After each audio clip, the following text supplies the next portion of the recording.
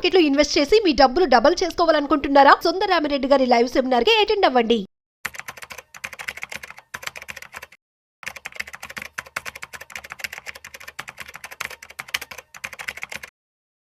First time హైదరాబాద్లో one day classroom ఎన్విరాన్మెంట్లో ETFs, index funds and mutual funds గురించి classroom training అండి. మీరు హైదరాబాద్లో కనుకోండి అంటే ఇలాంటి ప్రోగ్రామ్స్ కోసం క్లాస్ రూమ్ ఎన్విరాన్మెంట్లో నేర్చుకుందాం అని కనుక వెయిట్ చేస్తూ ఉంటే this is the right time for you. అంటే మారుతున్న కండిషన్ తగ్గట్టు ఈ కరెంట్ మార్కెట్ వాలటిలిటీ తట్టుకొని వెల్త్ ఎలా ప్రొటెక్ట్ చేసుకోవాలి, వెల్త్ ఎలా క్రియేట్ చేసుకోవాలి అండ్ వెల్త్ ఎలా మేనేజ్ చేయాలో తెలుసుకుందాం అనుకుంటే కనుక డెఫినెట్గా ఈ ప్రోగ్రామ్ మీకు యూజ్ అవుతుంది.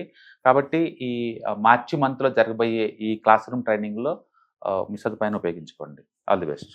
నమస్తే, వెల్కమ్ టు సుమన్ టీవీ. ప్రస్తుతం మనతో పాటు సుందరరామిరెడ్డి గారు ఉన్నారు. వీరితో మనం స్టాక్ మార్కెట్ రిలేటెడ్ కొన్ని విషయాలు ఈరోజు మనం డిస్కస్ చేద్దాం. హలో అండి, నమస్తే.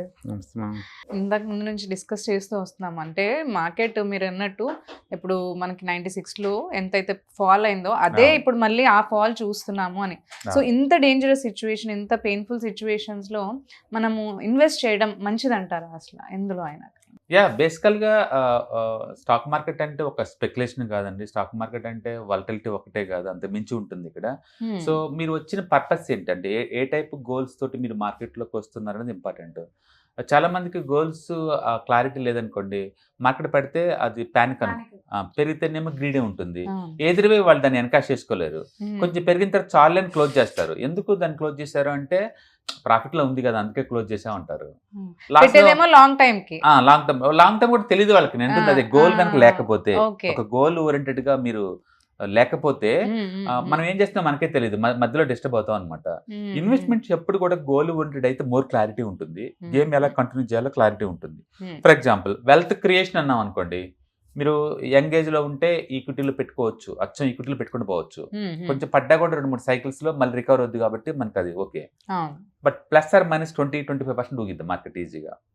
అంటే నేను కాదు, వెల్త్ మెయింటెనెన్స్ కోసం వచ్చాను, నాకు వెల్త్ క్రియేషన్ అవసరం లేదు, వెల్త్ మెయింటెనెన్స్. అప్పుడు ఈక్విటీతో పాటు గోల్డ్, డెట్, రియల్ ఎస్టేట్ లో ఇన్వెస్ట్ చేసే మ్యూచువల్ ఫండ్స్ ఉంటాయి, అందులో పెట్టుకోవచ్చు. మీరు called multi asset mutual funds, వాటిలో పెట్టుకోవచ్చు. అప్పుడు మార్కెట్ మీరంటున్నంత వాలటిలిటీ ఉండదు, ఇంత పెయిన్ ఉండదు. ఇప్పుడు ఈ పాయింట్ ఆఫ్ టైంలో గోల్డ్ ఆల్ టైమ్ హైలో ఉంది, ఈక్విటీ 1 year లోలో ఉంది. రెండింటి కలిపి పెట్టామనుకోండి యావరేజ్ అయిపోద్ది కదా, బ్యాలెన్స్ అవుతుంది. దట్ ఈస్ వై ఈ called as balance funds also. అందుకని వీళ్ళేంటంటే ఈక్విటీ ప్లస్ డెట్ లేదా మిగతా అసెట్ లో పెట్టారనుకోండి, వాటిని మనం మల్టీ అసెట్. బేసికల్గా మల్టీ అసెట్ అంటే మినిమం 3 అసెట్ లో పెట్టాలి, ఈచ్ అసెట్ లో మినిమం 10% అలొకేషన్ చేయాలి. దాన్ని మనం మల్టీ అసెట్స్ అంటాం. బ్యాలెన్స్ కానీ లేదా హైబ్రిడ్ గానీ వాడామనుకోండి, ఈక్విటీ ప్లస్ డెట్ అనమాట, రెండు కంబైన్ చేసి పెడితే దాన్ని బ్యాలెన్స్ అంటాం. రైట్. సో మీ పర్పస్ కనుక వెల్త్ మెయింటెనెన్స్ అనుకుంటే గో ఫర్ మల్టీ అసెట్ కానీ లేదా బ్యాలెన్స్ ఫండ్ కానీ వెళ్ళొచ్చు. లేదు నేను వెల్త్ ప్రొటెక్ట్ చేసుకుందాం అనుకున్నా, నా దగ్గర 1 కోటి రూపాయలు ఉన్నాయి, నాకేం అవసరం లేదు, బ్యాంకులో వచ్చినట్టు వడ్డీ వస్తే చాలు, బట్ నేను ఎప్పుడు కంటే అప్పుడు ఆ మనీ కావాలి. అప్పుడు డెట్ మ్యూచువల్ ఫండ్స్ లో పెట్టారనుకోండి, నీకు మంత్లీ ఒక 60,000 విత్డ్రాల్ తీసుకోవచ్చు లైఫ్ టైం. అంటే ఇది ఎఫ్డి కంటే కూడా మనకి మోర్ కంఫర్ట్ ఇది ఎఫ్డి కన్నా, ఎందుకంటే ఇప్పుడు కంటే బ్రేక్ చేసుకోవచ్చు, రూల్స్ ఏ ఉండదు దీనికి. ఎఫ్డి కన్నా 1 or 2% ఎక్కువ రావచ్చు కూడా. అంటే లైఫ్ టైం జీవితకాలం వచ్చింది. వీటికి టైమింగ్స్ కూడా లేదు, ఇంకా ఆల్ టైమ్ హైలో ఉంది మార్కెట్. ఎందుకంటే మీరు పెట్టేది డెట్ ఫండ్స్ లో కదా, అందుకని మీ దగ్గర 1 కోటి రూపాయలు ఉంది అనుకోండి, ఆ 1 కోటి రూపాయలతో ఎలా పెట్టాలి, నాకు లైఫ్ టైం ఇన్కమ్ కావాలి అనుకుంటే డెట్ మ్యూచువల్ ఫండ్స్ లో పడేసామంటే ఎవ్రీ మంత్ 60,000 పెట్టుకున్నామంటే rest of the life risk లేదు ఇక్కడ, అలా పెట్టుకోవచ్చు. ఈ కాలేజ్ వెల్త్ ప్రొటెక్షన్. సో ఏ పర్పస్ కోసం మీరు స్టాక్ మార్కెట్ లోకి ఎంటర్ అవుతున్న క్లారిటీ మీకు ఉందనుకోండి, దాన్ని బట్టి మనం తీసుకోవచ్చు. ఓకే, ఏ తీసుకున్నా సరే ఈ పాయింట్ ఆఫ్ టైం లో ఎందుకు ఎంటర్ అవ్వచ్చు అంటే, మార్కెట్ ఈక్విటీ ఆల్రెడీ 25% డిస్కౌంట్ లో ఉంది కదా, ఈ డిస్కౌంట్ ఇప్పుడు కాకపోతే ఇంకెప్పుడు కొంటారు మరి మీరు? ఒకవేళ మీ పర్పస్ కనుక వెల్త్ క్రియేషన్ అనుకోండి, ఇప్పుడు కాకపోతే ఇంకెప్పుడు అంటే పడిద్ది అనుకున్నారనుకోండి, పడితే ఎక్కువ యూనిట్లు వస్తాయి. అందుకని మ్యూచువల్ ఫండ్స్ లాంటి ఉన్నోళ్ళు అస్సలు భయపడుతుంది లేదు. ఈ మార్కెట్ ఇంకా ఇంతే కాదు, ఇంకో 10% పడ్డా సరే వాళ్ళకి భయమే అవసరం లేదు. ఎందుకంటే వాల్యుయేషన్ తగ్గచ్చు, యూనిట్ వాల్యూ 10 రూపీస్ కత్త 5 అవ్వచ్చు, 5 కత్త 15 పోవచ్చు, అటు ఊగుతా ఉంటుంది.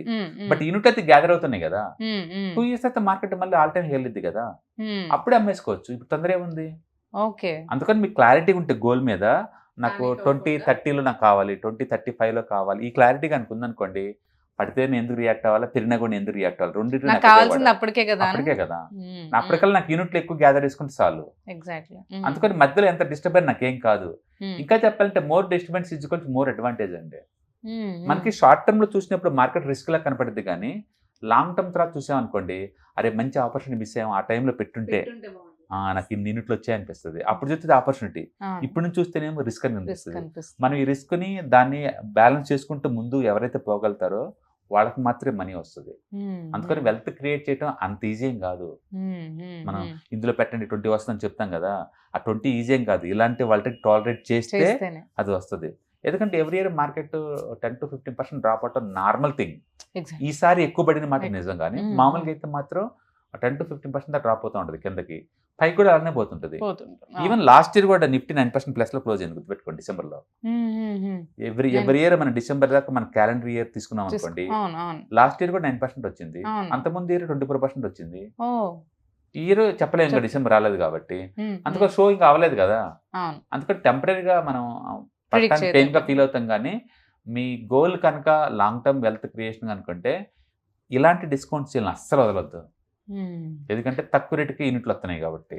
అందుకని ఈ టైంలో ఎంటర్ అవ్వచ్చా అంటే I do strongly recommend you go and head.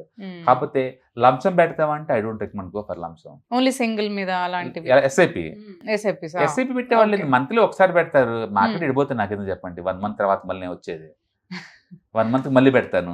ఈ డిస్టర్బెన్స్ అంతా 2-3 నెలలు ఉంటుంది, ఈసారి 5 నెలలు ఉంది అంతే కదా. బట్ 5 నెలలు ఉన్నా సరే ఎవ్రీ మంత్ నాకు 5% డిస్కౌంట్ వచ్చింది తప్ప ఏం రాలేదు, గుర్తుపెట్టుకోండి.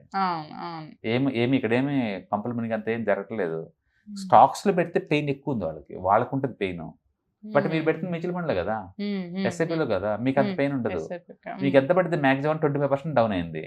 బట్ హిస్టరీలో 25% డౌన్ అంటే ఎన్నోసార్లు జరిగింది, ఇప్పుడు కూడా జరిగింది. బట్ 2 years తర్వాత చూసుకోండి, మీకు అవి యూనిట్లు ఎక్కువ ఉంటాయి కాబట్టి హ్యాపీ ఫీల్ అవుతుంది. అందుకని గోల్ ఓరియంటెడ్ గా రండి. ఒక ఇల్లు కొనడానికి, ఒక రిటైర్మెంట్ కోసం, ఒక 2-wheeler 4-wheeler, ఒక ఎడ్యుకేషన్ లోను, ఏదో గోల్ ఓరియంటెడ్ వస్తే కనుక మీకు ఇలాంటి వాళ్ళ అడ్వాంటేజ్ జరిగింది. లేకపోతే ఏమొద్దంటే పెయిన్ అనిపిస్తుంది, ఈ రోజు అమ్ముతున్నట్టు ఫీల్ అవుతాం. అది యాక్చువల్గా ఎవరు అమ్ముతారండి ఈ టైంలో అమ్మినట్టయితే ఇంకా ఫుల్ లాస్. మెజారిటీ పీపుల్ ఎవరు అమ్మరు. ఎస్ఐపి ఆపేస్తారేమో కానీ అమ్మరు, ఎందుకంటే అంటిల్ డబ్బుతో రిక్వైర్మెంట్ ఉంటే తప్ప.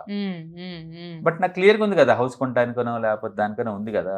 రెండోది, ఈ స్టాక్ మార్కెట్ అంటే అచ్చం ఈక్విటీ అనుకోమాకండి. మీకు రిస్క్ టాలరెన్స్ లెవెల్ తక్కువగా అనుకుంటే go for wealth maintenance schemes like multi asset mutual funds ఉన్నాయి కదా, అందులో పెట్టేసుకోండి. ఇందులో పెట్టాలా, అందులో పెట్టుకుంటే 15% యావరేజ్ వస్తాయి కదా. మీరు ఇంకోటి బ్యాలెన్స్ ఫండ్స్ కూడా అన్నారు, అది కూడా. కాబట్టి రిస్క్ డిఫైన్ చేసుకోండి. ఎంతకాలం మార్కెట్లో ఉంటారో క్లారిటీగా అనుకుంటే మీకు తగ్గట్టు ఆ ప్రోడక్ట్ మనం చూస్ చేసుకోవచ్చు. స్టాక్ మార్కెట్ అనగానే ఈక్విటీ ఒకటే కాదు, అంటే పడ్డప్పుడల్లా పెయిన్ గా ఫీల్ అవ్వాల్సిన అవసరం లేదు. అట్లా పెయిన్ గా ఫీల్ అవ్వాలంటే ఎవ్రీ ఇయర్ 10 to 15% పడుద్ది. అది అప్పుడు అంతా పెయిన్ గా ఫీల్ అవ్వకుండా ఉండలేము మనం. సో అందుకని ఈ అసెట్ కి ఈక్వాలిటీ, మల్టీ అసెట్ కి ఈక్వాలిటీ, డెట్ ఫండ్స్ కి ఈక్వాలిటీ, ఆ క్వాలిటీ క్యారెక్టర్ మనకు అర్థం కావాలి. దాన్ని మనం రిస్క్ ప్రొఫైల్ అంటాం.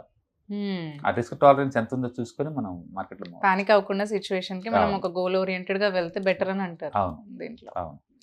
థాంక్యూ.